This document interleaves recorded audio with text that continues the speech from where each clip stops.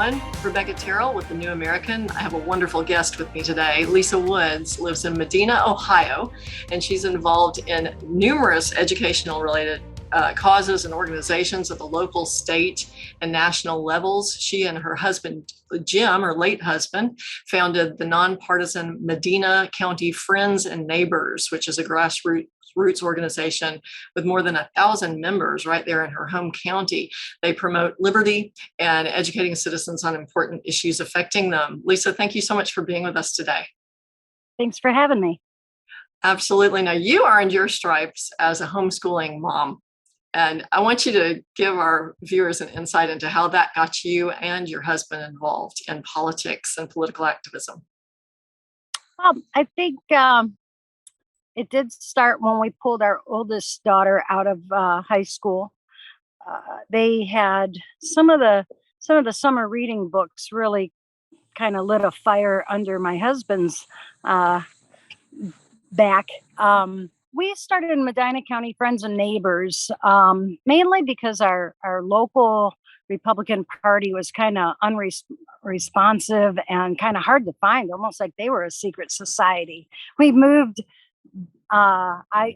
here in 2003 from Georgia, where we were very active, and the Republican Party there was very active. And it was just sort of a kind of a buzzkill, to come to Ohio and have a hard time finding the Republican Party and where they meet and when. It was kind of dwindled down to a women's group that met once a month. But once I got to that, I found that the husbands or men did go to that as well. So when Sarah Palin came down those steps, that's when we really got excited, along with almost the rest of America, right? And we decided that we would start something where people that were excited like ourselves could meet.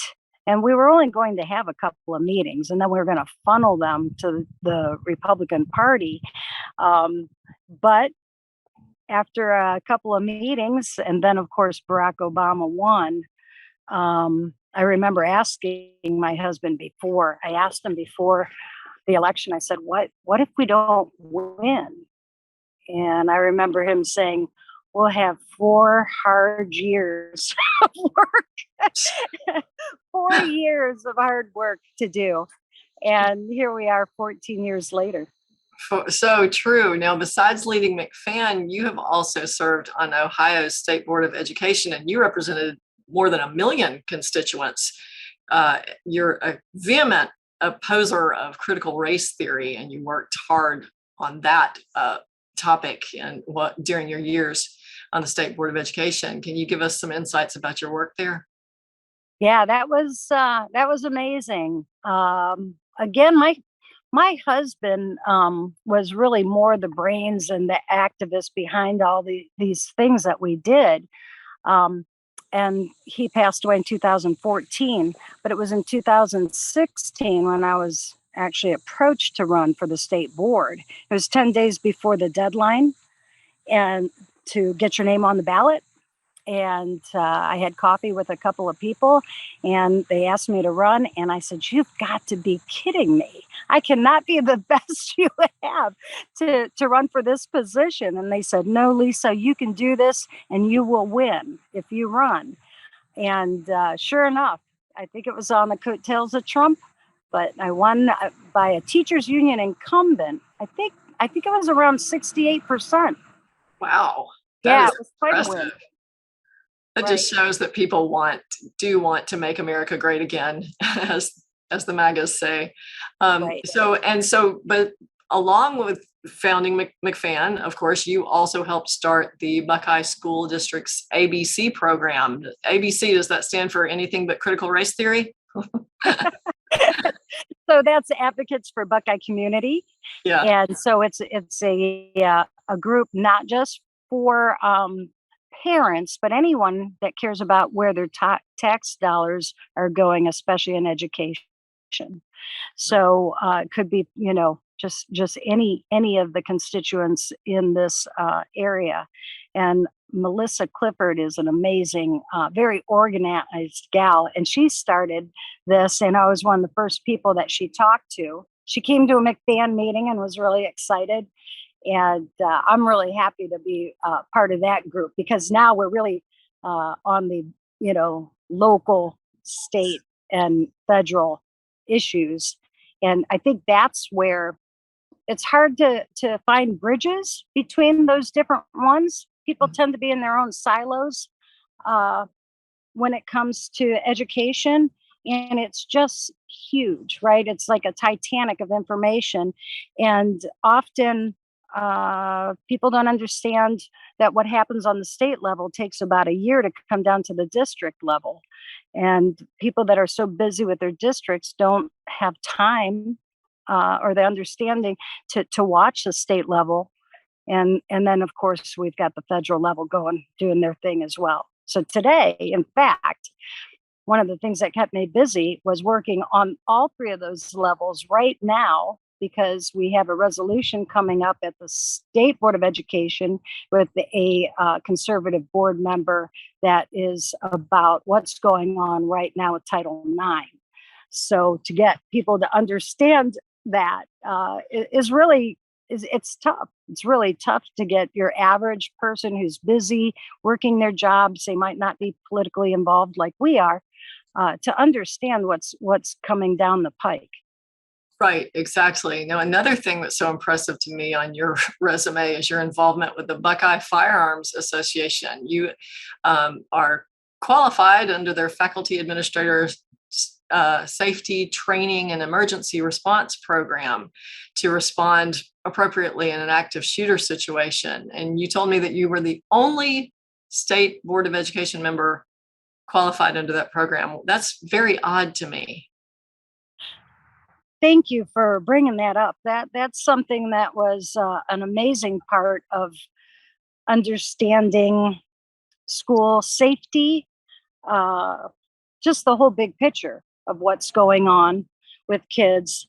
That program is so intense. I wasn't sure that even I would qualify, and I thought that I was, I thought I knew a good bit about firearms. And my first day, actually first hour, I realized that I had to stop everything I knew before and start and just listen to them, because it was so intense. To be part of that, it's 3 solid days. You have to bring 1,000 rounds of ammunition. Wow. Right. Plus they pay for the cost of the instruction.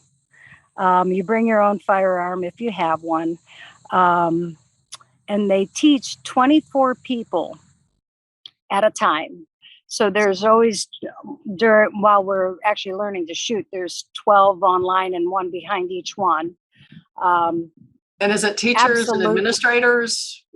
Who are the? Most of them were teachers. There were some, I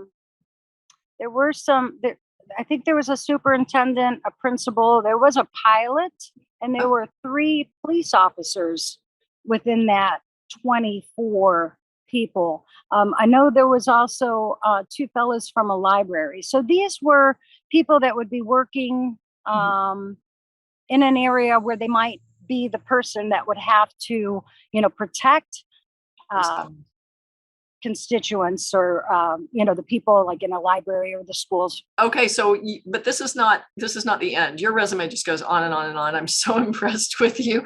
Tell me about Moms for Liberty, and then let's talk about Freedom Works. Now, these are 2 national organizations, and they work for defending parental rights in schools and establishing a good foundational education for students. Let's elaborate on that a little bit.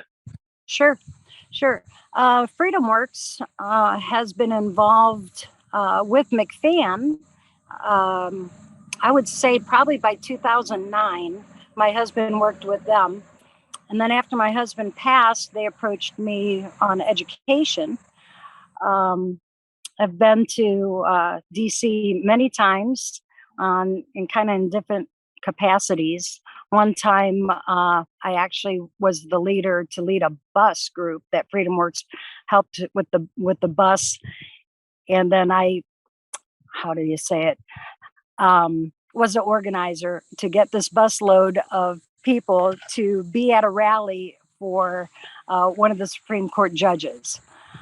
Others were on voter integrity, and then, of course, my favorite, education. They currently are trying to help get good people on the district level, on the local school board level. Which is where the action takes place. Then that's the right thing to do. Let's talk briefly about your membership in the John Birch Society. How much do you gain from the educational resources and the action plans available through that organization and all the other organizations in which you're involved?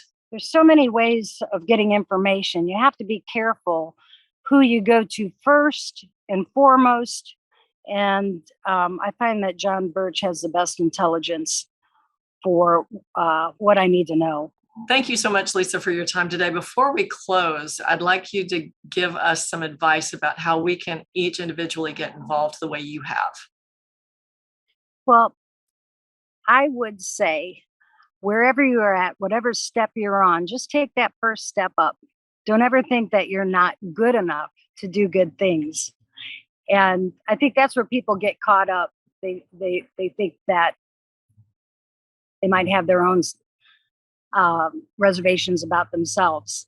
And it doesn't matter where you are, just like a good church welcoming someone new, right? We take you on the step that you're at. If you've never voted before, well, we'll get you registered. And if you've voted and never voted in a primary, that's what we'll talk about. Next is running for office or just educating the people in your community, having town halls. So there's just a plethora of things that anybody can do. And for locals there in Medina County, they can come to your meetings. That's right. In fact, we do draw from several counties all around. So I would say from about 100, at least an hour radius from where we meet.